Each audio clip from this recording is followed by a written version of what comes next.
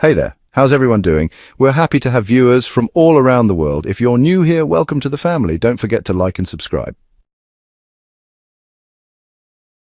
Now, let's get to these urgent scenes of massive Iranian missiles hitting the residence of Israeli Prime Minister Netanyahu in Tel Aviv. Reports say there are multiple injuries inside the building, possibly including Netanyahu himself. The Iranian Revolutionary Guard has announced that over 100 additional missiles are ready to be launched toward Tel Aviv. Early this morning, Iran launched waves of missile and drone attacks on various locations across Israel. The strikes hit buildings in Tel Aviv, Haifa and other areas, including a major research center. The latest Iranian bombardment has reportedly killed dozens and injured over 120 people, causing significant destruction from the missile explosions in and around Tel Aviv, according to Israeli media. Leaked information suggests a large missile struck a building where several Israeli ministers, including Netanyahu, were holding a meeting. So far, Israeli news channels haven't officially confirmed this. Dozens of homes and buildings were damaged when an Iranian missile exploded in Bat Yam, a city just south of Tel Aviv. According to the Walla news site, there were fatalities and over 120 injuries from the strike in Bat Yam early this morning. Israeli radio also confirmed that many buildings in the city were damaged and search operations are ongoing for people possibly trapped under the rubble. The New York Times reported damage to a major Israeli research center due to the Iranian missile barrage, including a fire in one of its laboratory buildings. Meanwhile, Yedioth Aharonoth said the Weizmann Institute of Science in Rehovot, south of Tel Aviv, suffered serious damage after being hit by an Iranian missile. Semi-official Iranian news agency Fars quoted officials saying that Iran used Imad Qadr and Kibar missiles in the recent attacks on Haifa and Tel Aviv. Iran's official IRNA news agency revealed that a hypersonic missile was also used in the strike on Haifa. A senior Iranian security official stated that Tehran is preparing for a prolonged confrontation and is ready to escalate attacks further. He stressed that while Iran didn't start this war, it will decide when it ends.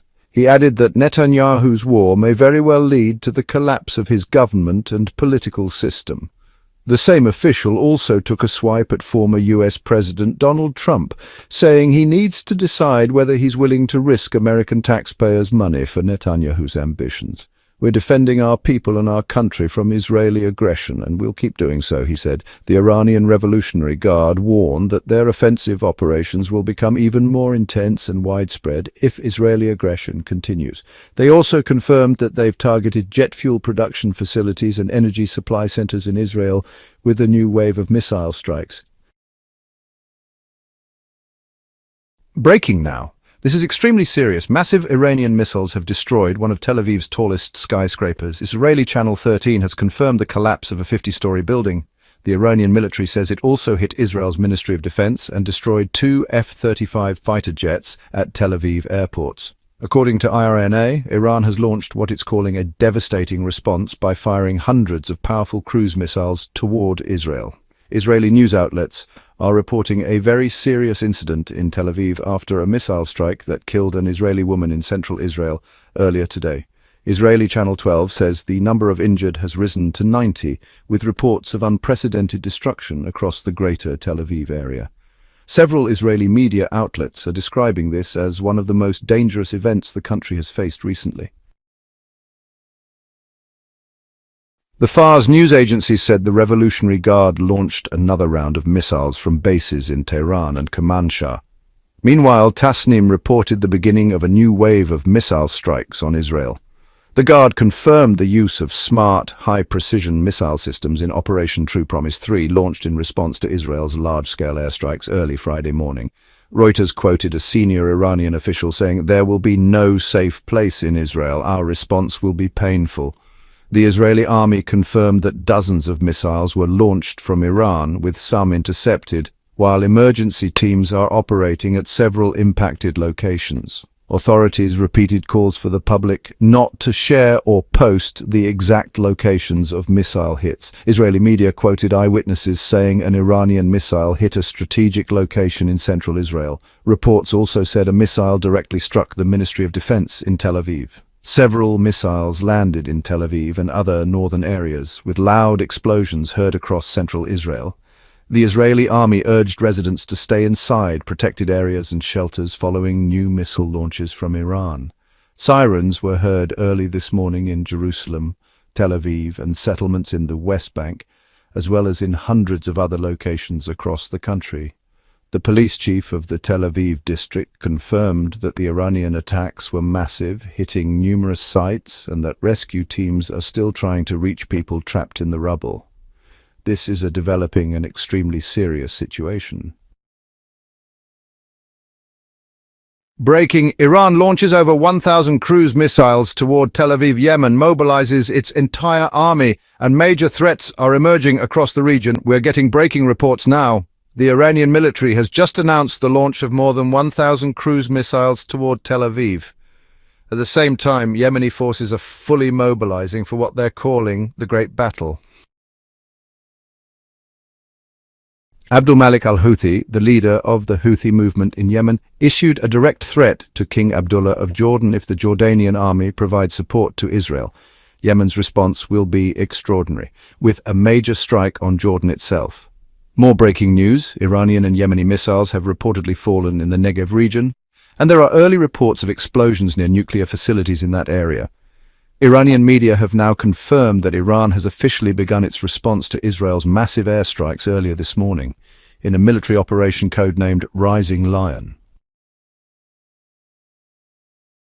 According to Iranian sources, about 800 drones and cruise missiles have been fired toward Israel in what they're calling Operation True Promise 3.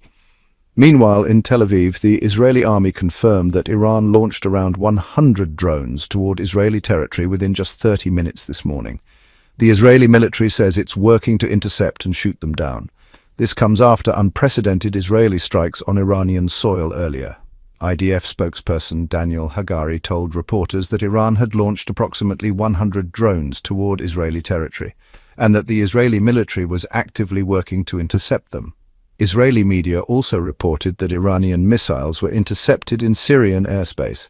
At the same time, Israel responded with around 200 fighter jets, hitting nearly 100 targets across various Iranian regions. In another major development, a statement from Jordan revealed that Royal Jordanian Air Force jets and air defense systems intercepted several missiles and drones that had entered Jordanian airspace this morning. According to the statement, Jordanian air forces were on high alert to protect Jordanian skies and ensure the safety of its people. The interception was based on military assessments showing a high likelihood that missiles and drones might fall in populated areas inside Jordan, posing a major risk. The statement stressed that Jordan's armed forces are operating 24/7 to defend the country's borders by land, sea, and air, and they will not tolerate any airspace violations under any circumstances. Citizens were urged not to spread rumors or panic and to rely only on official sources for information. Chaos reaches the White House. Massive protests in America have now reached the White House, with millions of demonstrators taking to the streets across the country. In response, President Donald Trump has ordered the U.S. military to immediately deploy into the streets. The Pentagon has warned of the real risk of civil war. In a dramatic move, Trump bypassed state authority and ordered the military into California, sparking a political and security earthquake. The decision came amid violent protests in Los Angeles, which quickly spread to San Francisco. The atmosphere is extremely tense, and honestly, a widespread explosion of unrest could happen at any moment. The US, a country that constantly promotes its democracy, is now witnessing scenes that look more like war zones: burning streets, destroyed cars, and angry chants clashing with tear gas and bullets. What started as peaceful demonstrations rapidly escalated into violent confrontations. Protesters began throwing rocks and Molotov cocktails. In response, police used rubber bullets, pepper spray, and tear gas. Rioting spread to other parts of the city, with reports of looting and arson forcing federal authorities to officially classify the events as, well, widespread riots. In a highly controversial move, Trump deployed the National Guard to California without coordinating with state officials, which is usually done only with approval from the state governor. The move triggered heavy backlash, especially from California Governor Gavin Newsom, who posted on X, formerly Twitter, "We had no problem until Trump got involved." He described Trump's order as a blatant violation of state sovereignty and a deliberate provocation. Los Angeles' mayor also slammed Trump's decision, calling it nothing more than a power show. He said the protests were peaceful and protected under the First Amendment, but the military presence and rising number of arrests have only intensified public anger, especially after the announcement that nearly 3,000 undocumented migrants would be deported daily, a figure that shocked many, even if some of the individuals had criminal records. By day 4 of the escalation, Los Angeles had turned into a full-on conflict zone. Protesters set fire to 3 self-driving cars owned by Waymo and blocked major highways, forcing the highway patrol to intervene with flashbangs and smoke grenades to clear the roads. Police surrounded federal buildings to prevent protesters from getting close. But the unrest wasn't limited to LA.